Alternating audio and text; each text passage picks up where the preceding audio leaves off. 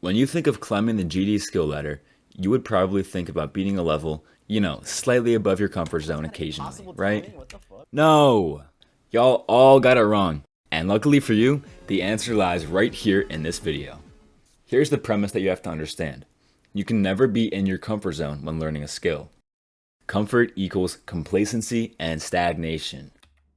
Your mind can even be the problem when it seeks closure over growth. In fact, you even have to go beyond your edge of understanding, but only by a little. Elite players do this too, and while Zoing's example with Bloodbath the Zodiac is extreme, this idea applies to every skill level. You're probably not Zoink, so a smaller jump should be manageable for you. It's not even really a jump because you're forced to improve either way. And I know your whole life you've been taught by big school that you have to learn things incrementally, so you're gonna be arguing with me in the comments. Actually, when you jump in skill difficulty, you won't be able to play levels of that difficulty because you'll only be good at that one level. This is only partially true. It only applies to huge jumps. The reason Toad 2, the tidal wave, doesn't work is because this guy is completely isolated from his field of understanding, so he can only rely on muscle memory rather than actually gaining skill. And if you really want to improve, you're going to have to bite the bullet of disclosure as well. Right as you're approaching consistency at a level, move on to one that's harder. I know, it does sound stupid, but it's the best way I've ever seen at improving skill sets. It builds a lack of closure to the experience, but grows your skill way faster. This saves you time and will teach you that the goal is not completions, but improvement.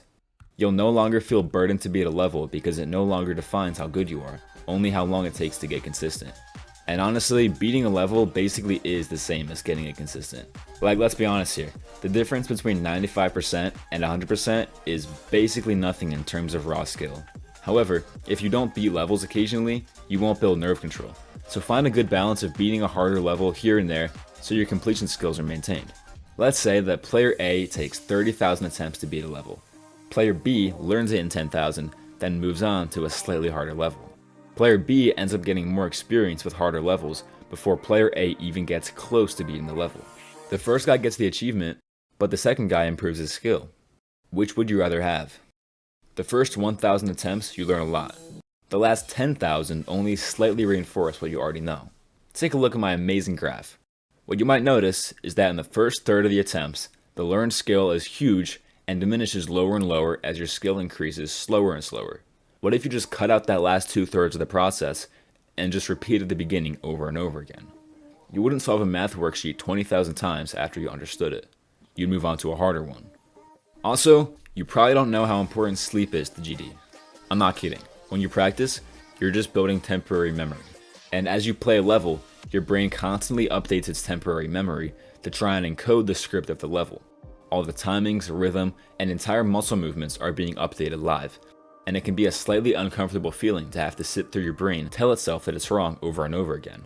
But once you're done playing, progress and memories are fragile. Sleep is what strengthens and stabilizes those memories.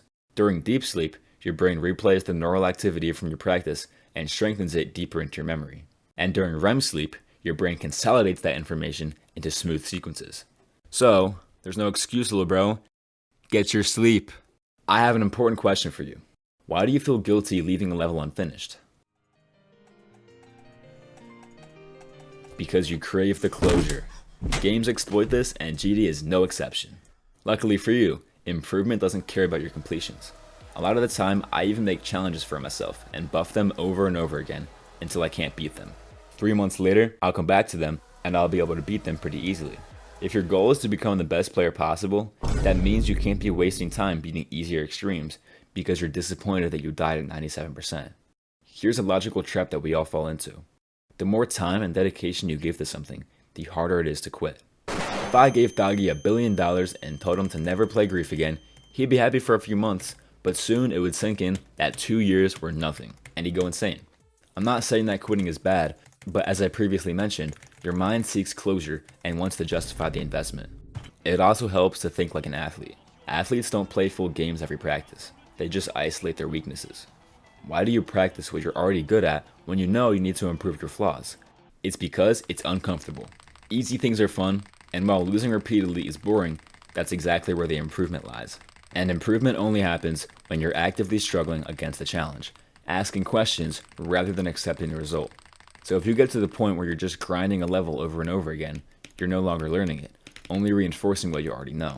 Final tip, identify yourself not as a really cool bloodbath victor, but as somebody who learns quickly.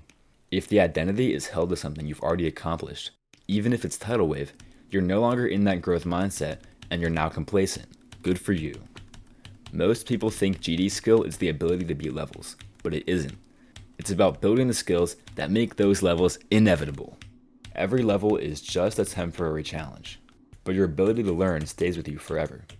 If your goal is to improve as fast as possible, stop chasing completions and start chasing growth. If your goal is to win, every death feels like failure. But if your goal is growth, death is only information.